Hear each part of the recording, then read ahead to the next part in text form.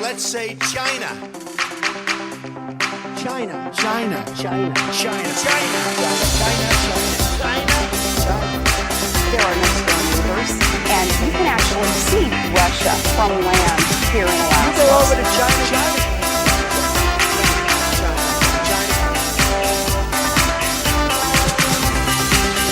I did not have sexual relations with that woman.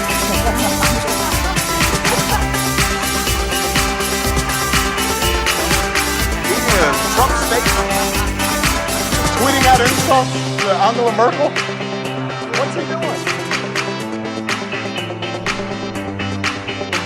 Ladies and gentlemen, please welcome your host. Yes. Hello, and welcome. I am James Andrews, and you are listening to So This Happened, the only news you need if your name is not Donald Trump. It's Monday, the 25th of September 2017, and I hate to be the bearer of bad news, but we are now, apparently, at war with North Korea. Now, before you run for your bomb shelters, let me explain just a moment. The North Korean foreign minister has accused Donald Trump of declaring war on his country and has said that they have the right to now shoot down US bombers whether or not they are over North Korean airspace. Now, the Pentagon and the White House have said that this is absolutely absurd and have warned North Korea to stop provocations.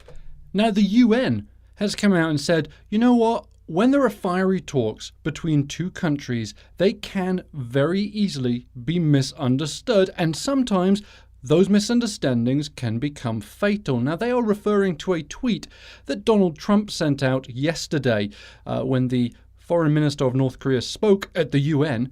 Immediately following that, Donald Trump jumped on his iPhone and wrote, "Just heard Foreign Minister of North Korea speak at UN.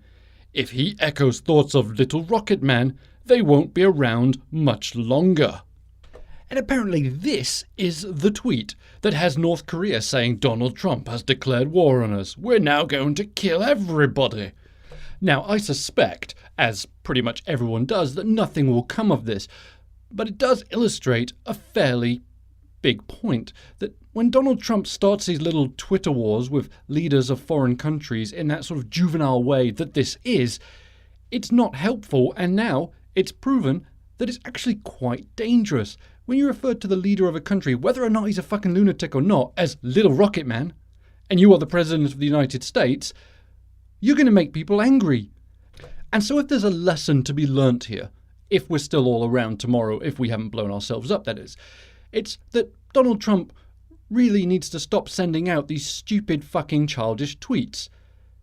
If somebody said to him, "Hey, Rocket Man," well, they wouldn't call him Rocket Man, that'd be a stupid name for him. What would they go, if the North Korean guy said, "Hey, Pussy Grabber in Chief," I think Donald Trump would have a reaction, and that's what this is intended to do. Calling Kim Jong-un Rocket Man, that is only to create a reaction. It's not because he's a stand-up comedian, because we all know Donald Trump's about as funny as cancer. So when he says these things, he's trying to provoke a reaction. Now, the only problem is, when you're trying to provoke a reaction with a man who has nuclear weapons, it's a little bit more serious than if you're on a TV show provoking reaction from somebody you don't want to run your company. A slight difference. And I'm all riled up now, and I hate that. I hate that on a Monday when I get all riled up. Can we play something soothing? Oh, that's lovely. Okay, so how's everyone doing? Did you all have a good weekend? I hope so. We had a splendid one here. The sun was shining. It was really nice. I hope everyone enjoyed their weekend as much as I enjoyed mine.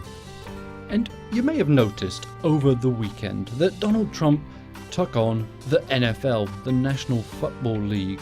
He was upset that some players were kneeling during the national anthem, and, well, he let them know that. And I'm going to play what Donald Trump said at a rally he was holding on Friday night, and I think that maybe, just maybe, when you have to censor the President of the United States when he's talking on television, because otherwise it would not be appropriate for children, we have a problem. Now, before you start crying hypocrite, fuck off.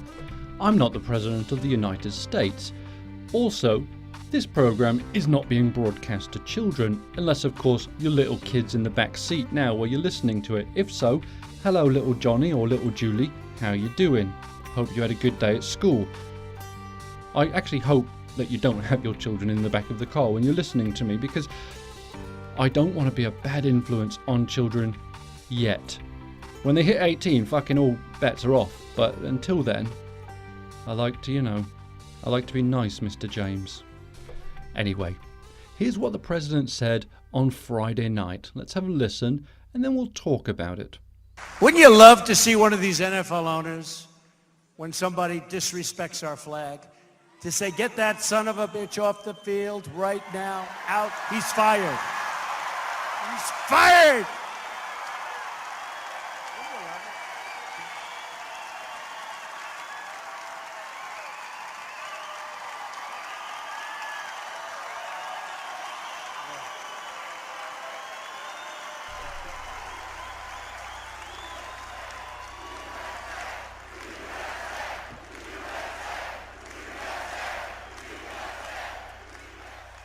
Alright, we'll play some more in just a second, but I just wanted to stop it there and just sort of point out one observation. Donald Trump says, wouldn't you just love to kick that son of a bitch off the field? And then he sort of struts around with his erection protruding, and the crowd go crazy, and then they start cheering, USA, USA, USA. It's strange to me that they are cheering that in response to a call for violence, really, which is what Donald Trump always does. Kick him off the field, that goddamn son of a bitch. Anyway, he continues. You know, some owner's going to do that. He's going to say, that guy that disrespects our flag, he's fired. And that owner, they don't know it. They don't know it. They're friends of mine, many of them. They don't know it. They'll be the most popular person for a week. They'll be the most popular person in this country, because that's a total disrespect of our heritage. That's a total disrespect of everything that we stand for, okay? Everything that we stand for. And I know we have freedoms, and we have freedom of choice and many, many different freedoms. But you know what? It's still totally disrespectful. And you know, when the NFL ratings are down massively, the NFL ratings are down massively. Now, the number one reason happens to be that they like watching what's happening on, with yours truly. They like what's happening. It's incredible. It is incredible. Donald Trump literally can turn everything around to be about him. It's amazing. I'm surprised, actually, that John McCain, who, suffering from cancer, unfortunately, right now, I'm just surprised Donald hasn't been able to somehow turn that one around as well. Yeah, John, man, he's got cancer, let me tell you. But, I got some friends who are doctors, and, well, they told me I'm in fine shape, and if I had cancer, I'd fucking beat it. That's just me, though. John, he's, he's not as fine a physical specimen as I am, but I'd beat it, no problem.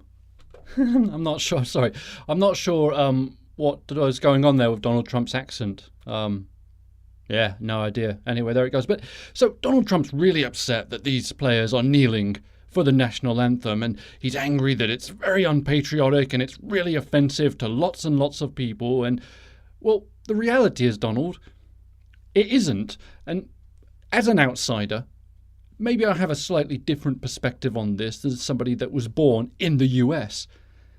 But it's a fucking song. Honestly, it's a song. If God Save the Queen comes on and I don't stand up, I don't think the Queen is going to sort of look at me and go, I see, James Andrews did not stand up for my national anthem, that little scallywag. Off with his fucking head right now, Charles. Charles, off with his head. It's not going to happen. I think maybe we just don't put as strong an emphasis on the national anthem as Americans do. But I think everybody that's screaming unpatriotism and if you don't love it, leave it, and all that nonsense, I think you're sort of completely missing the point of this. It's a protest, and it actually turned out to be a very effective protest. The whole reason that Colin Kaepernick, when he first started this last year, he decided to take a knee during the national anthem, and it was to bring awareness to racism and police brutality, which are, if you've noticed, pretty strong in the United States right now. So when these players are kneeling down, they're not kneeling down to say, oh, to hell with America and the national anthem. What they're doing is saying, look, we've got real problems in this country and we need to talk about them. And if by us kneeling during the national anthem brings media attention onto it, then great, that's what we're going to do. And that's exactly what's happened. The president, for God's sake, is angry by it. It's got everybody talking about it, but unfortunately, it's sort of been twisted by not only the president, but also a lot of the right-wing media to being just, oh, these disrespectful, ungrateful black men. And that, honestly, is what this is about, isn't it? I mean, this is sort of I'm not going to come out and say, oh, Donald Trump's a white supremacist, because I've said before, I don't think he is. I think he's just an idiot, and he likes to cause controversy. But there are certainly people who support him and people in the media who definitely lean towards the white supremacy side of things. And for them, this is definitely, oh, look at all those black men kneeling down. We've given them everything they could possibly want. We've made them millionaires. And they won't even stand up for the national anthem. How dare they? How disrespectful. How un-American. Well, I would argue that protest is one of the most American things you can do. It's been going on since forever. In fact, come to think of it, that's how this country was founded, wasn't it? It was protest against Great Britain. So by saying that someone who's protesting is un-American, you're looking at the founding fathers who protested the United Kingdom. Well, it wasn't the United Kingdom back then, just Britain's government. You're then saying, well, wait, they were protesting too, so they also must be, oh shit, they must be un-American too, because if protest is un-American now, then it was back then. And, oh, God, it doesn't work when you do it that way, does it? No, it falls apart. And, of course, there's lots of calls now from the right-wing media to boycott the NFL. Don't watch the games. Walk out of the stadium. You know how many people are going to do that? Absolutely none of them. One or two people might, but I guarantee. I was listening to Mike Gallagher today, the conservative radio host, who just makes me on the edge of suicide when I listen to him, to be honest. But I was listening to him today, and he was really offended by this, really upset. And he was telling all his millions of listeners, which he does have millions of listeners. I'm not jealous or anything. I've got thousands of listeners, so you know, put that in your pipe and smoke it, Mike Gallagher, with your millions of listeners. That's just too many anyway. It's just too many. But he's telling all these people that listen to him, look, just boycott Sunday football. And if you're at the stadium and if they kneel, just get out your seat and walk away, because that will teach them a lesson. Well, I can tell you how many people are doing that, and it is zero. Honestly, it's zero. They're not going to do that. People love football, and they're not going to stop watching it because a few players are kneeling down in protest. But what I hope does happen is that the people that are not turning off football look at it and say, okay, so they're kneeling down. Is it because they're super disrespectful? Well, if you look at the photographs of them, or if you watch them live kneeling down, they're not looking disrespectful.